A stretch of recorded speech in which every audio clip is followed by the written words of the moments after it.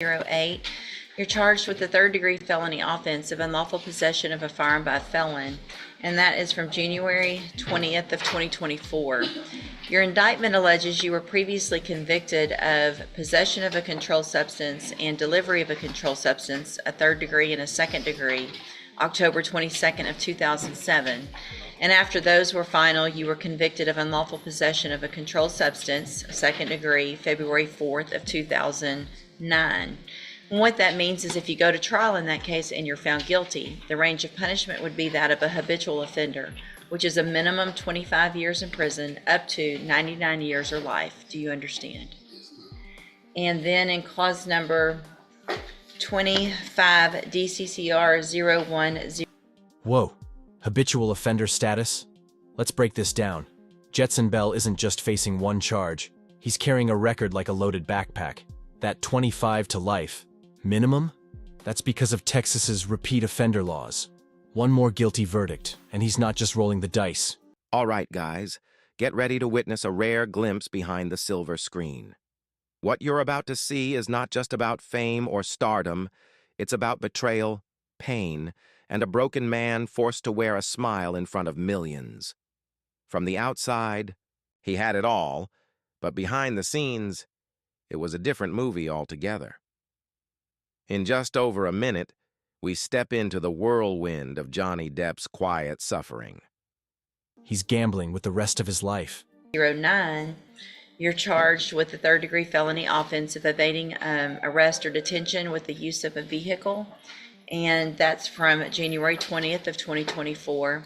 That indictment alleges those same prior offenses, which again means if you're found guilty and those prior offenses are true, the range of punishment would be that of a habitual offender, with a minimum punishment of 25 years up to 99 years or life in prison. Do you understand? Yes.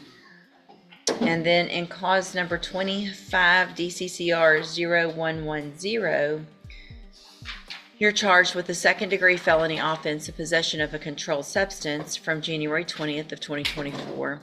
The indictment here alleges those same prior offenses, again meaning that if you go to trial and you're found guilty, the range of punishment would be a minimum 25 years up to 99 years or life in prison. Do you understand? Yes, ma'am.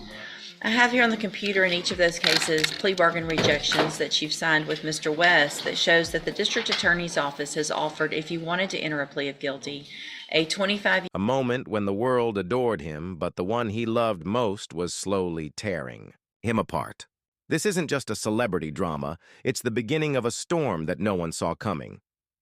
Buckle up, guys, because this is where the cracks start to show. As Depp's star power soared, the person closest to him, Amber Heard, began to rewrite the story. One accusation after another, a public trial without a courtroom, and the internet watching every move. The man who gave us Jack Sparrow was now cast as a year term in the institutional division. You have every right to reject that and have your cases set for trial. I want to make sure you understand what the possible consequences are if you go to.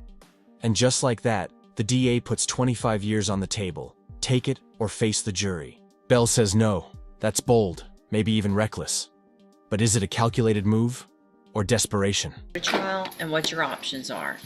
You understand all of that? Yes, ma'am. And do you want to reject that offer and have your cases set for trial? Yes, ma'am. Mr. Nichols, is there any reason in Mr. Smith's file, any notation why this would be? No, Your Honor, he has the priors that are listed, plus a federal prior, which is, I think, still under their supervised release for, and he's on parole through 2027. I see no reason he would change that. So I want to make sure you understand, Mr. Bell, that after today, I will not accept this plea agreement. Unless there is anything new that comes up, I will not accept a plea agreement less than this. So it's trial, plea open to a jury, plea open to the court, or something different. I want to make sure you know that just getting on the trial docket doesn't mean you're going to get a better deal later. Do you understand? Yes, And you want to reject those offers and have all of your cases set for trial. Is that correct? yes. All right, we'll get them set for trial. Mr. West will begin preparation for trial. You can go back with the bailiff. Good morning. Are you Chad Smith? Yes, ma'am. And Mr. Rojas, will your client waive the formal reading of the indictment? Mr. Smith, in cause number 24, DCCR 2309, you're charged with a third-degree felony offense of evading arrest or detention with the use of a vehicle. villain in real life. But there's a truth that whispers behind every lie, and here you can almost hear it scream. This part shows us how quickly fame can turn to isolation, and how a man's silence can be weaponized against him. Now this part hits different. Imagine being torn down not by enemies, but by someone from September 19th of 2024. And how do you plead to that charge? Are you pleading guilty freely and voluntarily? And are you pleading guilty because you did what they charged you with? I have here on the computer some documents that have your signature on them that the state's marked as Exhibit Number 1. Before you signed these, did you go over them with Mr. Rojas? And do you fully understand them? And do you understand, if I follow the agreement that you've made with the district attorney, that you will be waiving or giving up any right to appeal? And it looks like the agreement that you've reached is for a 10-year term in prison, but that would be probated for 6 years. You would be ordered to pay $1,000 fine and to follow all of the rules and conditions of probation. Is that your understanding? And do you also understand, if you're not a U.S. citizen, a plea of guilty or no contest may result in your deportation? Now this is a different vibe. Chad Smith's not just pleading out, he's got a plan. CDL license. Sober for a year and a half. You can feel the shift from survival mode to second chances. This is the kind of story that makes you root for someone, even when they've messed up. Exclusion from admission to the country, or denial of naturalization under federal law. State tenders number 1. No objection. It's admitted. Is there any evidence that Mr. Smith is not competent? No, Your Honor. All right, sir, I'm going to find that you entered your plea of guilty freely and voluntarily, find that you're mentally competent and you understand the nature and the consequences of that plea, find sufficient evidence to find you guilty. However, I'm going to reset your case. One who once claimed to love you. The legal battles, the media frenzy, the judgment of millions based on headlines, not facts. Johnny wasn't just fighting for his reputation, he was fighting for his soul.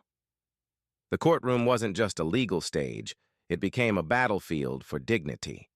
In this chapter, we begin to see not just a comeback For sentencing, so the probation department can do a pre-sentence report. That'll give me more information about you, your case, and then we'll come back at a later date for sentencing. Ms. Malfino, what's the state's position with regard to bond based on that plea?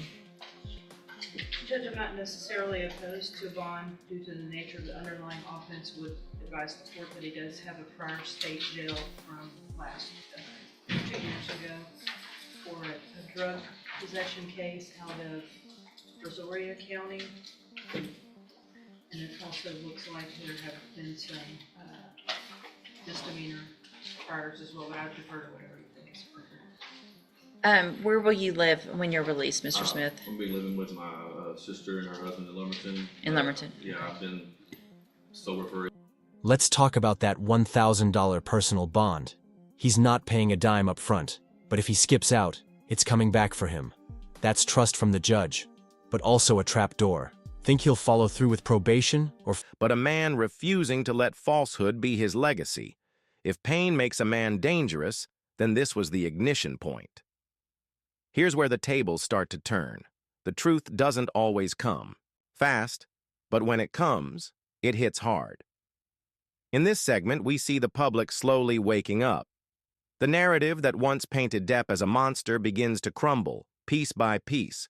Clips go viral, evidence piles up, and the man who once stood alone now has a million voices backing him. This isn't redemption, it's revelation. And for every lie that was told, the truth begins to scream louder. Depp's silence was never weakness, it was restraint. But now he speaks. fall through the cracks like so many before him. A year and a half now, I've been got my CDL, but I have a life waiting for me. Good. I've been on the right path. I just needed to take care of this. Sure. So what I'm going to do, Mr. Smith, is reduce your bond to $1,000. I'm going to make that a personal bond, which means you're just going to be released without having to pay any money. Okay. But there's a few things that are very important about that. If you don't show for court when you're supposed to, then they're going to come after you for the money, Yeah, of number course. one. Also, the first thing you do when you're released today, if it's early enough in the day, is go straight to probation. You're going to get some paperwork today. They'll tell you where to go so they can start that process to do that pre-sentence report. Okay. If it's late in the day, go first thing in the morning. And Um, I'm sorry. I didn't mean to interrupt you. So if you don't do that, then you run the risk of me not accepting the agreement, and things could be worse. If you're arrested for anything between now and when we come back for sentencing, also you run the risk of me not accepting the agreement. And did you have a question? I was just gonna say, that'll all state like which, I'll be in Beaumont for, the probation. Just, if you're living in Lumberton, talk to the, when you're doing that pre-sentence investigation, talk to the probation officer about where you'll be, and they'll start the paperwork to, see about courtesy supervision where you are. So just depending on when they let me go today, whether I go today or in the morning? Yes, sir. Okay. Yep, if it's before 5, then get over there straight today, All right, okay? no problem. And you're gonna get some paperwork to tell you all that. Judge, I'll send a dismissal on that misdemeanor, so that doesn't hold me. Okay, thank you. All right, yes, sir. This is what resilience looks like in raw form. With every cross-examination, every leaked recording, Depp stood his ground, not as a celebrity, but as a human being reclaiming his voice. The world saw a different side of him, not the actor, but the man. And in exposing the truth, he didn't just clear his name, he showed millions what standing up looks like. This part isn't just about justice. It's about legacy. Johnny didn't just win a case.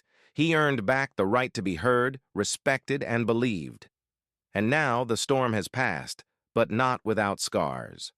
What you've just seen isn't a Hollywood story. It's a lesson about love, lies, silence, and strength. Johnny Depp didn't just survive, he transformed. From mocked to admired, from hated to honored. This isn't about revenge. It's about truth reclaiming its place. So if life ever knocks you down, remember, it's not about how loud they speak. It's about how long you stand.